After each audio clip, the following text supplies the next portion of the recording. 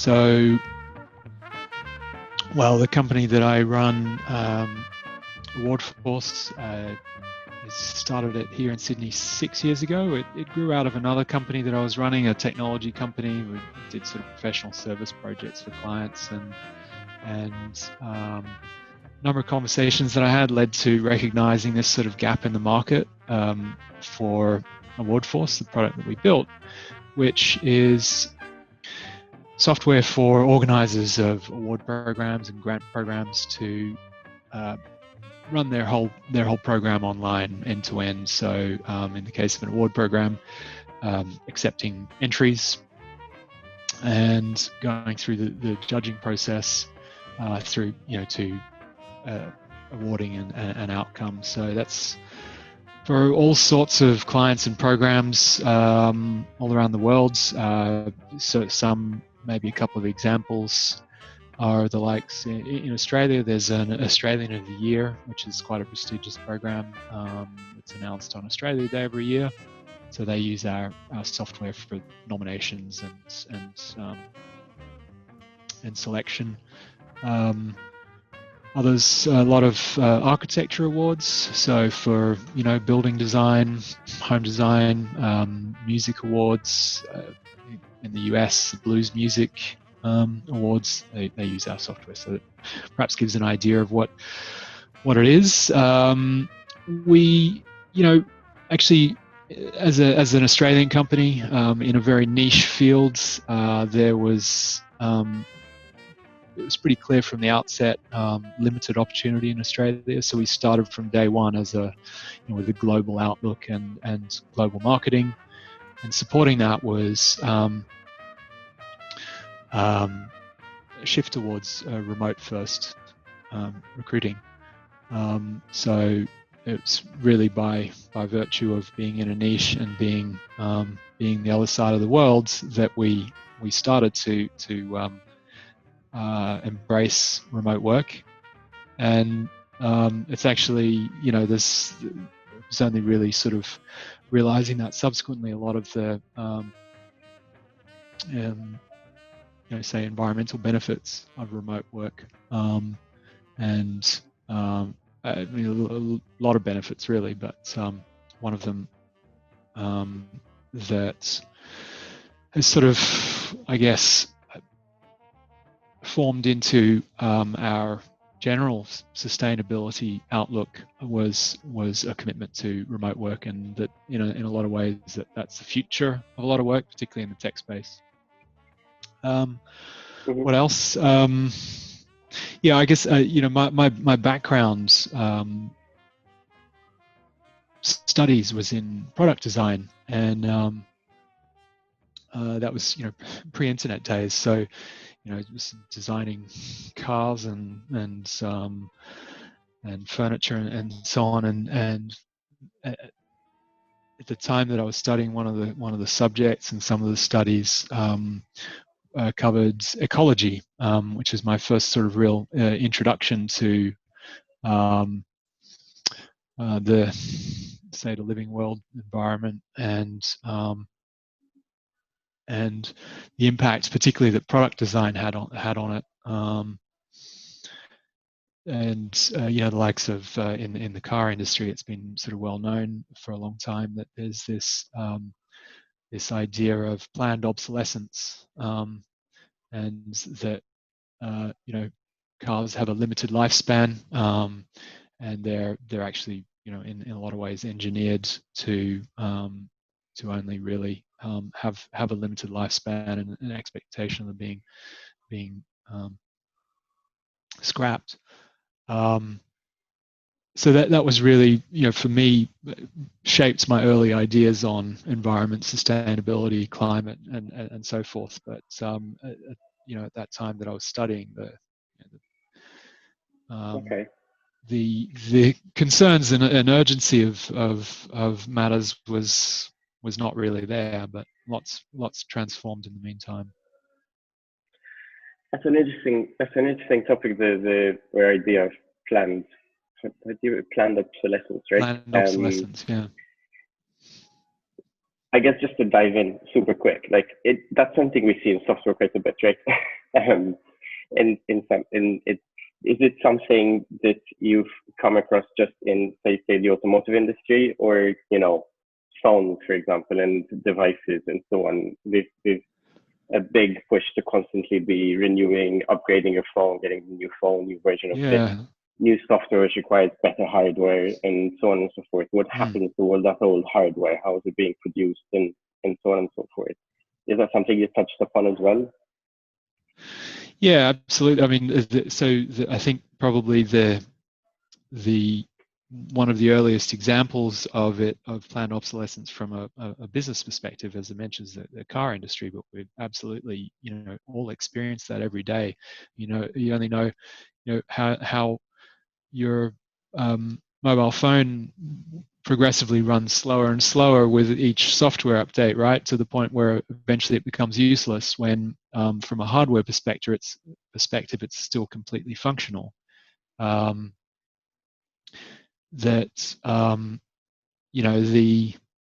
the cynic would say that's planned, that's intentional to force you to buy a new phone.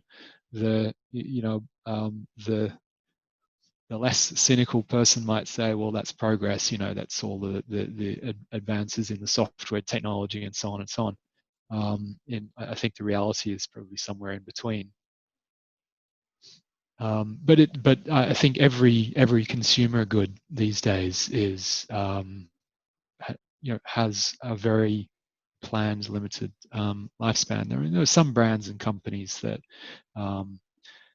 take a longer view of their product design and less kind of throwaway ideas going into their product manufacturing and design. Got it. So, okay, let's kind of unpick two things related to that what you just said there. The first is because just to go back to something you said at the beginning about being remote, for example, and being that being a part of your sort of commitment or at least sensitivity to being more sustainable, right? What's your company? What's your company's position on this? How do you? Is it something that you talk about internally? Why is remote work, say, better from an environmental perspective, if it is? Yeah. Okay. So, well, my personal position is, I've, as I mentioned, having sort of going right back to university, having studied things a bit, and having a general awareness of ecology and climate and environment. My personal position now is that we are absolutely in a crisis. We're absolutely in a climate emergency situation, and that radical action is necessary to address that. I'm a pretty straightforward, open, honest person, and in fact, someone asked me a question, I have to answer it in a straightforward, honest way. So we as a business, as a team, we talk very openly about that. I'm very open with team about concerns, and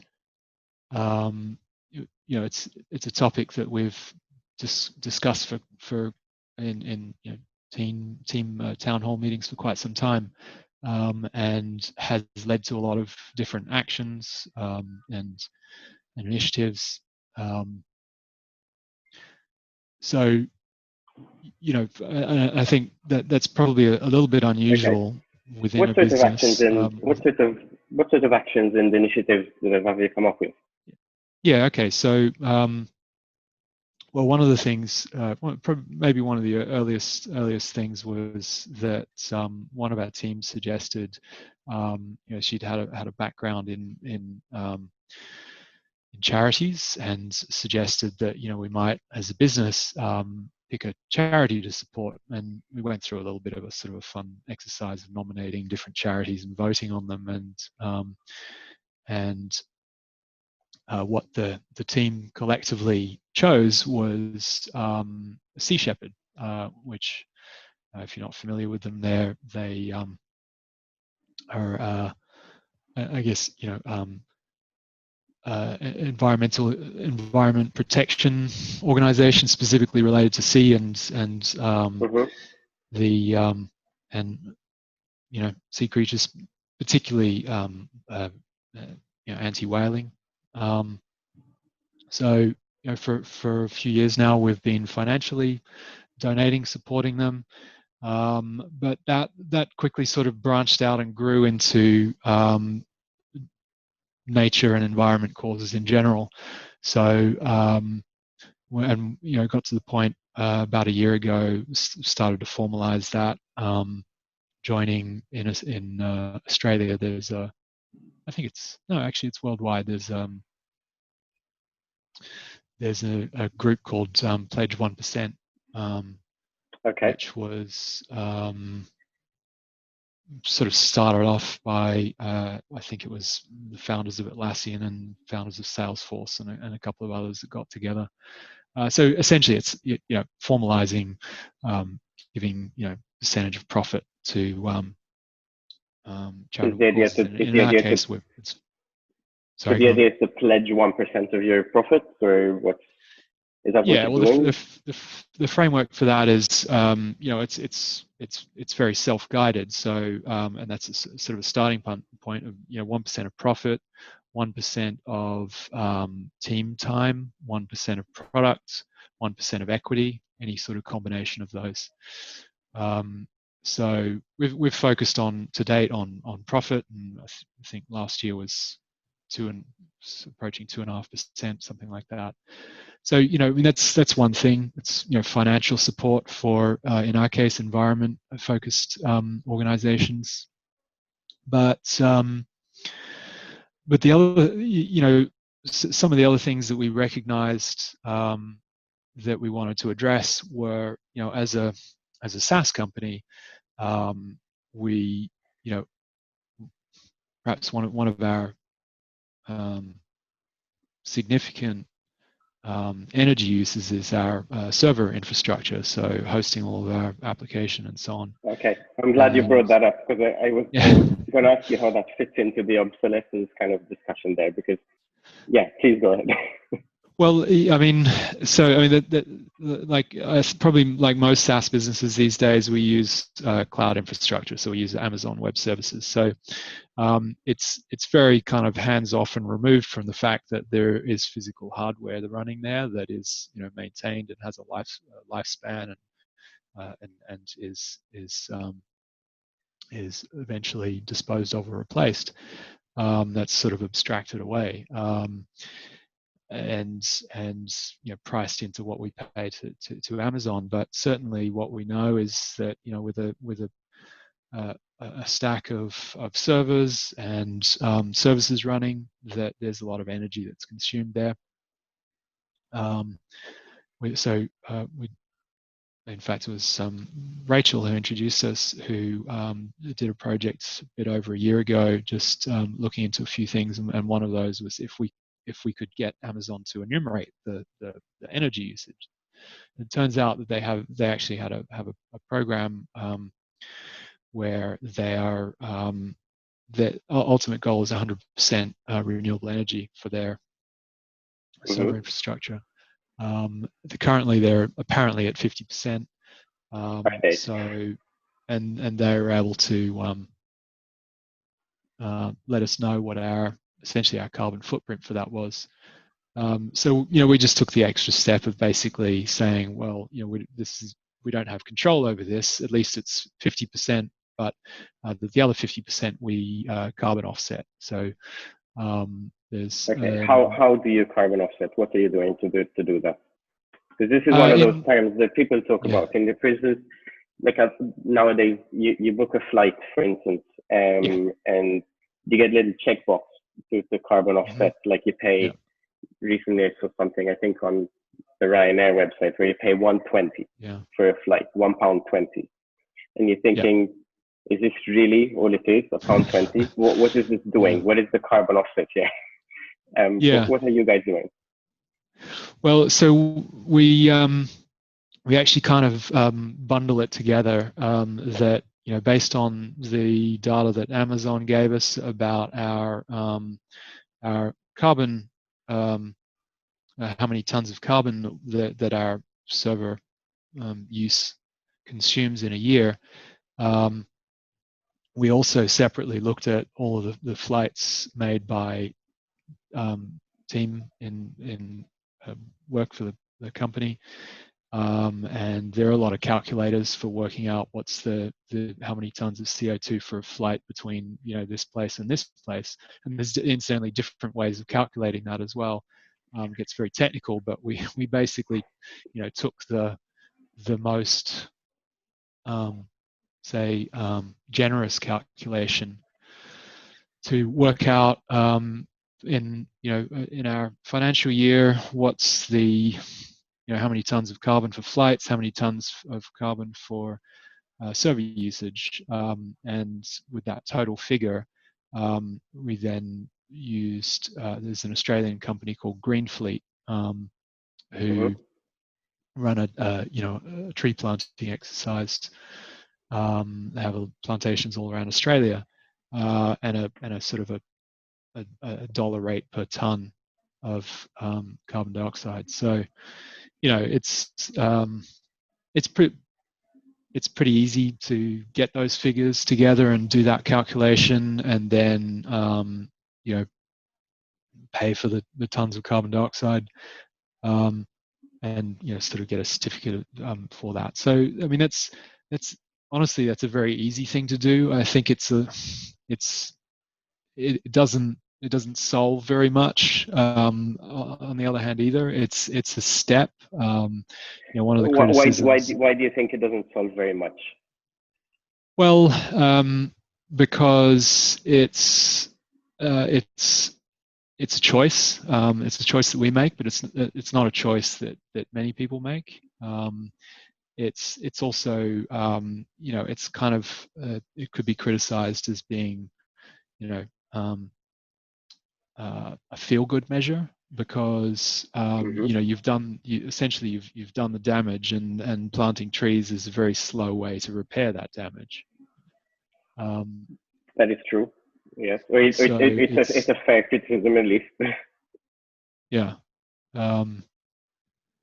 So I mean that's another effort, another exercise, and as I say, really not hard to do. So for any company that's motivated to do it, that's it's not. And what cost does this represent? This is not a business podcast or interview, so I don't want to get into I don't need to know your numbers. But what kind of cost are we talking about here when you're saying you're doing these calculations? I don't know how much you're traveling. You're putting some money into offsetting your carbon footprint, right? Yeah. And are we talking, is it adding a whole other person to your payroll? Is it affecting your margins? What are we talking about here? So I'd simply describe it as nominal. It's any business that wants to do it, it's not going to eat into their bottom line significantly. On the other hand, where there is more of an overhead is the bit of effort in working it out and calculating it, the administration effort. I've mentioned we do it specifically for flights and for our server infrastructure, which are probably the two biggest contributors to our carbon footprint. There's a lot of companies that are going the whole hog towards being carbon neutral and being certified as such, and then needing to drill down into every sort of business activity to look at the carbon footprint. Again, there are calculators to do that, and if you're doing it very thoroughly, that's there is reasonably quite a significant administration effort in getting to that. Yeah. Okay. When you say significant efforts, again, what are we talking about? depends on the SMB? size of the company. I mean, Sure. we're you know, a team of sort of 33 people. I think between a couple of us, the first time we did it, it was you know, it was a few hours of work, but as I say, that's pretty simple, and it's a small business. If you were targeting offsetting for a complete carbon neutral for a larger business, well, that's going to Yeah. be a bigger exercise. It might be, you know, it might be weeks of work. Sure, which is not surprising, but it's kind of what you'd expect with any kind of if you think about it, it's compliance of some sort. That's Yeah. always going to take some. That's always going to take some effort. Presumably, it's always going to be harder the first time you do it, right? Once you have a process in place, it's going to be much faster. Yeah. If you're adding a form, you're adding Yeah. a field to a Exactly. form when you're booking a flight, for example, or something along Yeah. those lines. Okay. Okay, so So. that's really interesting because I think a lot of SaaS companies, one of the things with SaaS companies is that we're so disconnected Mm, from the hardware, right? Except maybe the laptops that we're using, or the machines they're actually using, but you're not even seeing yeah. the racks and the service space and the Mm, usage and the air conditioning need and all this kind of stuff.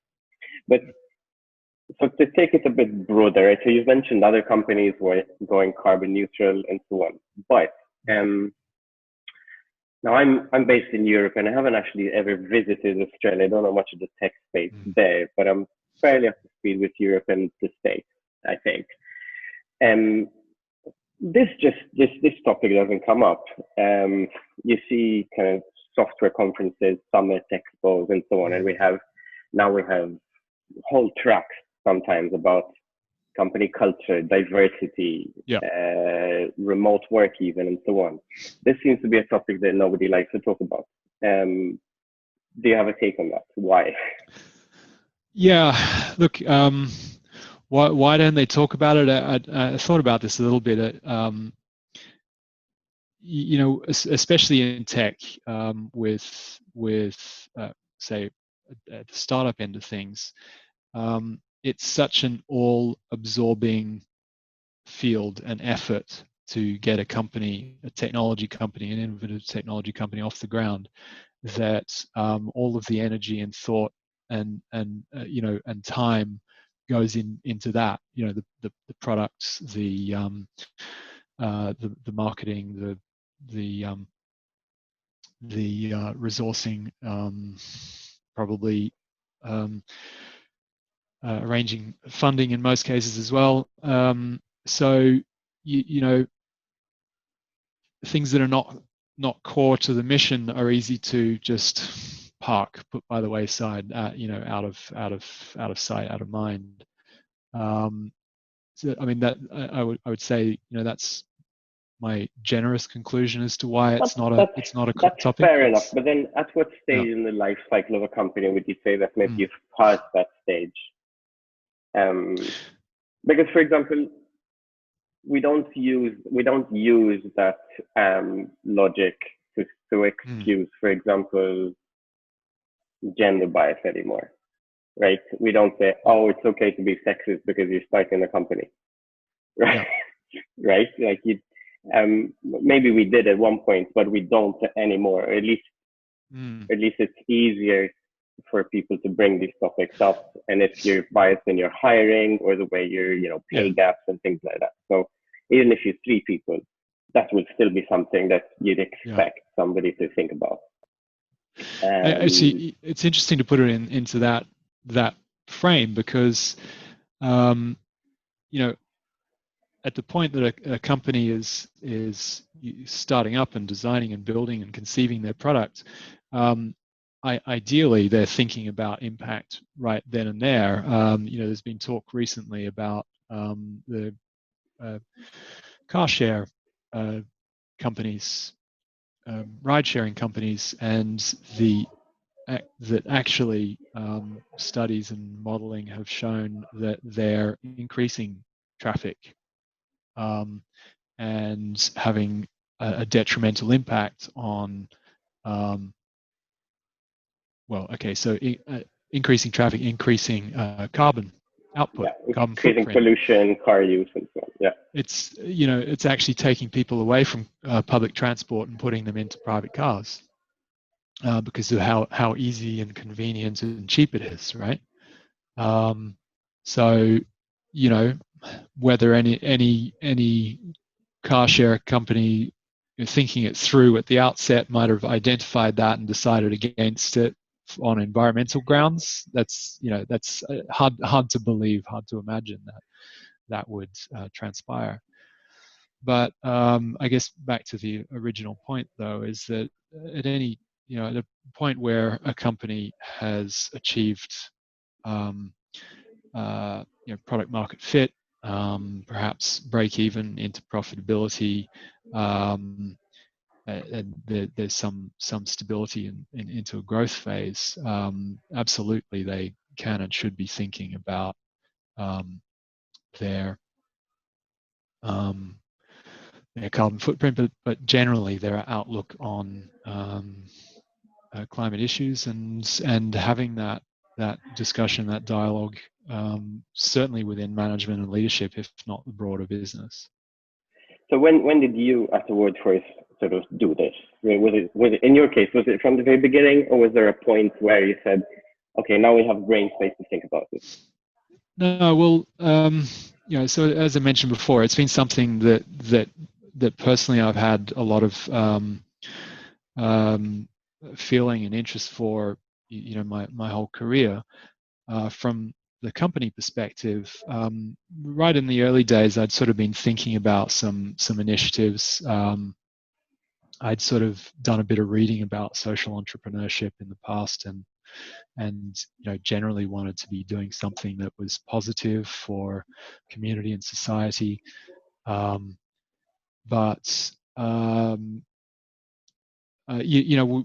along the way, we sort of identified various things that we wanted to do and could do, and I suppose had a couple of false starts, but it was really only a year and a half ago that we really started to put a voice to our, say, sustainability principles or values. And in fact, one of the things that brought that together and vocalized it was we published a sustainability page on our marketing site, which really was just to communicate our position on things. It wasn't to sort of serve any particular marketing purpose. I guess the unexpected thing that came out of it that I had a hunch might be the case was that it really had a very positive impact on our recruitment. A lot of when we're advertising a role, anybody doing a bit of research on the company and about us, finding that page that shared our values immediately was a lot more enthusiastic, and that came through in their job application. So we've had a lot of applicants specifically mention in their application that they're excited and enthusiastic to be able to work for a company with demonstrated principles or values around sustainability and the environment. So I mean, that was I suppose an unintended consequence, but really has also it's encouraged us subsequently to be more open about our outlook and values on the matter, to the internally and externally. There's something recently that came up. You're probably aware of the global climate strikes in September. Yeah. Just I was going to ask recently. you about that because I think you supported those, right?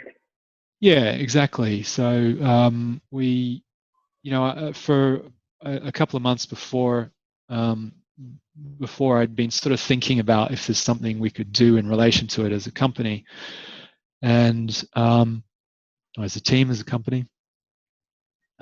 So a couple of weeks before, I basically said to the team, look, if any of you are aware of this and thinking about participating in the climate strikes, that you have support of the company to do that. You can talk about it. You can you don't need to go and secretly take a day off or something.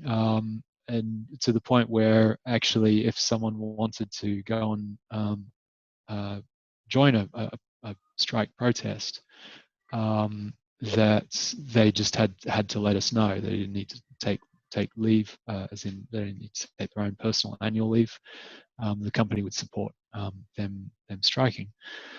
So and just to be clear, by support them striking, you mean that they were still paid for the day? Yeah, exactly. And there were no questions asked, basically. No. So okay. No repercussions. Quite the opposite.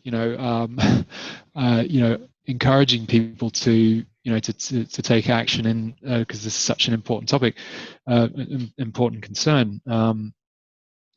Those particular global climate strikes in Sydney, I think there were about 150,000 people that turned out for that. Mm-hmm. It was huge, and there's so many major cities around the world. But by the same token, I had conversations with a lot of people, other companies and places where they were kind of afraid to even bring it up, and that something that they were concerned about and wanted to go on and participate in. I've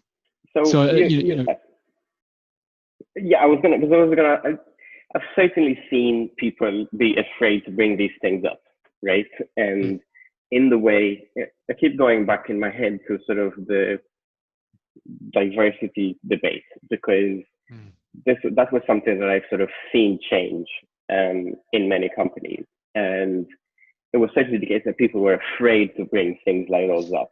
And it seems similar now, that people are afraid to say, I want to strike for part of the global climate strikes, or even other conversations like, I don't want to fly unless we're offsetting the carbon. People are kind of afraid to bring this up, and there's a million reasons why they might be afraid of that. Either because they might be looked down on, because they're afraid of the company repercussions, or the job prospects, things like that.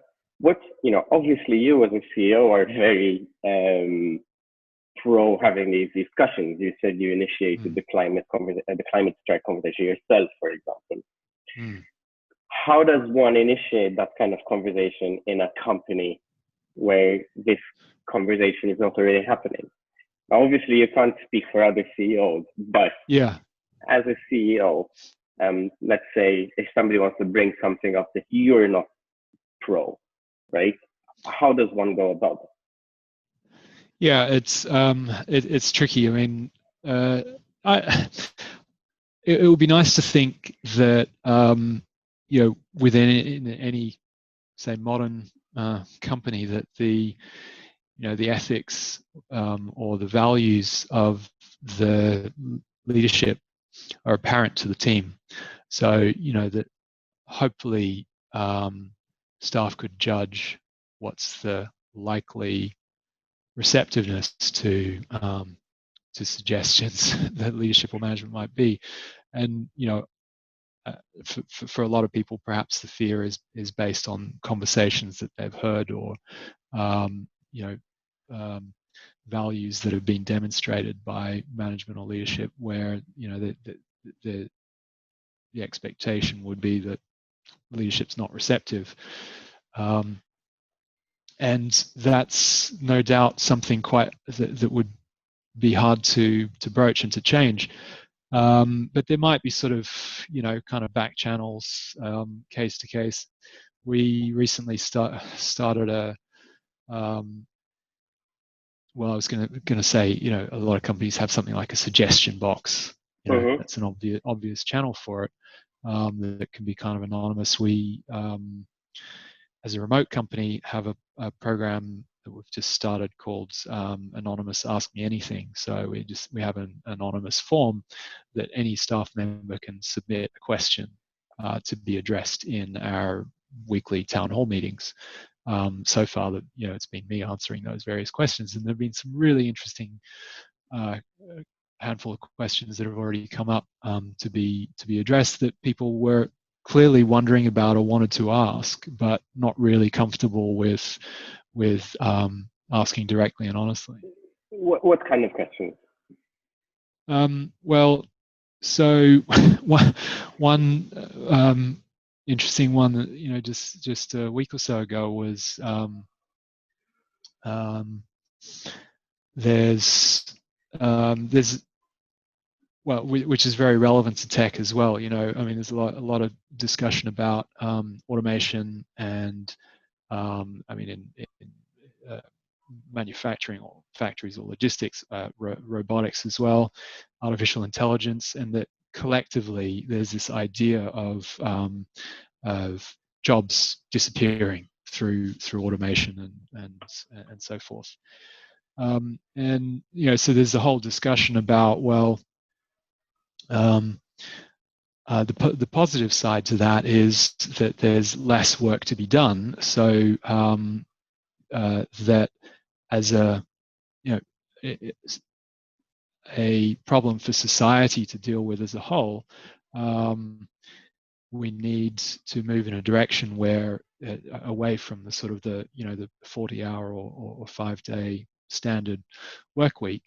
So the question, the anonymous Ask Me Anything, was that whether AwardForce would consider a 4-day work week, and that there's been quite a bit of discussion about that in different channels, and trials being done in different companies and countries around the world. And it's absolutely something that I would like to explore, and that I think is the right direction. There's a lot of pragmatic and practical things to deal with to make that happen. And whilst we would be in the minority doing something like that, still needing to effectively operate 5 days a week and so forth. So yeah, and that's a good example of that channel being used again by from one of the team that was not really comfortable with asking it directly. Got it. Yeah, that can be a tricky thing to bring up. Yeah. Because perhaps of what it might imply, but and I guess for a lot of people, being concerned about keeping their job, if there's a general feeling for that leadership or management wouldn't be receptive to, ideas about addressing climate disruption, then people are just going to keep their mouth shut. In fact, a conversation just the other day, someone described participation in her industry, participation in Extinction Rebellion as being career suicide, which is really sad to hear that a company would look down on someone taking. Why do you think so? There's a weird disconnect here in my head, which I haven't been able to join up, which is that almost by definition, tech companies are companies that are rooted in science, right? I mean, you're talking about almost the kind of like peak of scientific evolution to some extent, or at least that's how a lot of people think about it, right? The sort of ultimate kind of automation and so on. And yet, when we're talking about a conversation which is also rooted in science, we have this situation where if you speak up, you're talking about career suicide. What is the, is it Is it hypocrisy? Is it just that actually it isn't rooted in science? Is it that what on a personal level, what makes a technology company not pay attention to the science? Yeah, that's a big question, but I mean, I guess my personal opinion that it's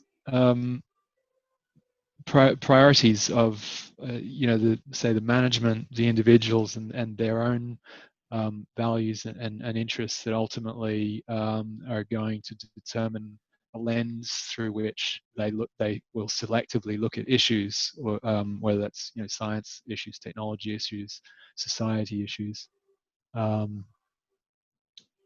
Everybody's got their own priorities and things that they want to act on.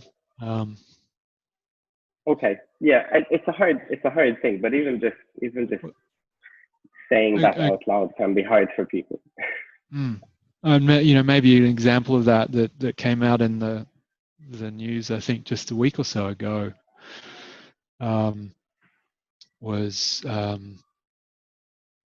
apparently Google supporting a lot of climate denial groups in the US, financially supporting them. That, yeah. Yeah, and so from the spokesperson from Google's response to that was, well, we give financial support to a lot of organizations that we don't necessarily support all of their remit, but we're supporting them for a specific issue. And I think it's, to me, that's really hard to separate, knowing an organization is primarily focused on climate denial, but there's this one issue, and still paying money to them for that one issue is it kind of bursts the bubble a little bit of the. It does. Well, yeah. the "Don't be evil" slogan, right? That Google ditched a few years ago already. But okay. I don't want to overrun, because I know that you sort of probably have a bunch of things to do. But I wanted to ask you, like, dinner in your case, yes. So that's okay. For a couple, let's say, as a product designer, right? In your background, coupled with running a tech company, what's the thing you would advise somebody starting a company to do now to be mindful of these of this issue?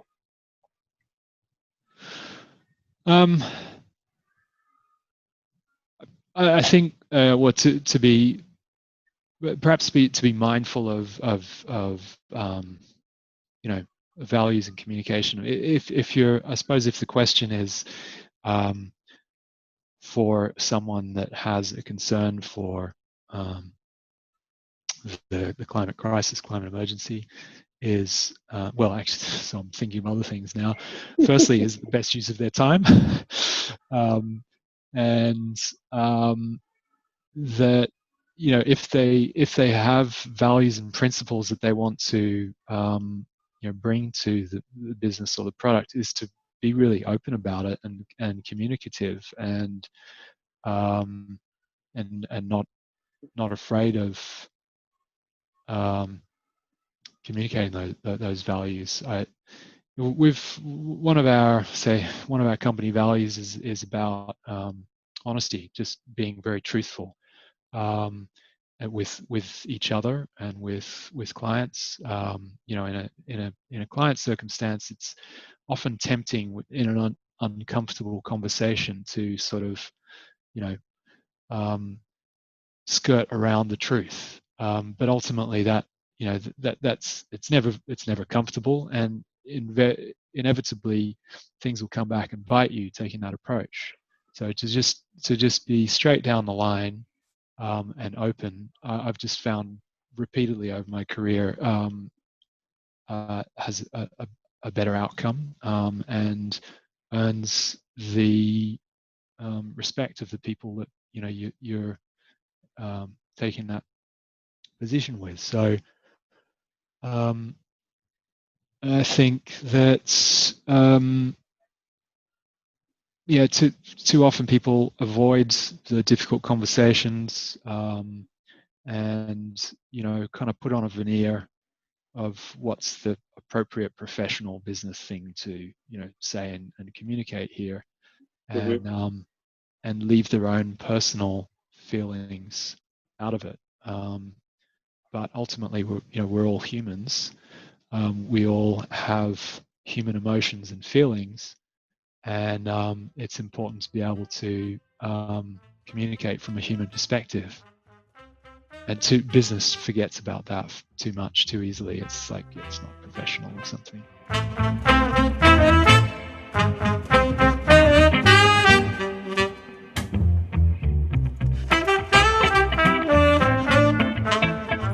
Hello, me again. Thank you for listening to the episode. I hope that was as interesting and useful for you as it was for me.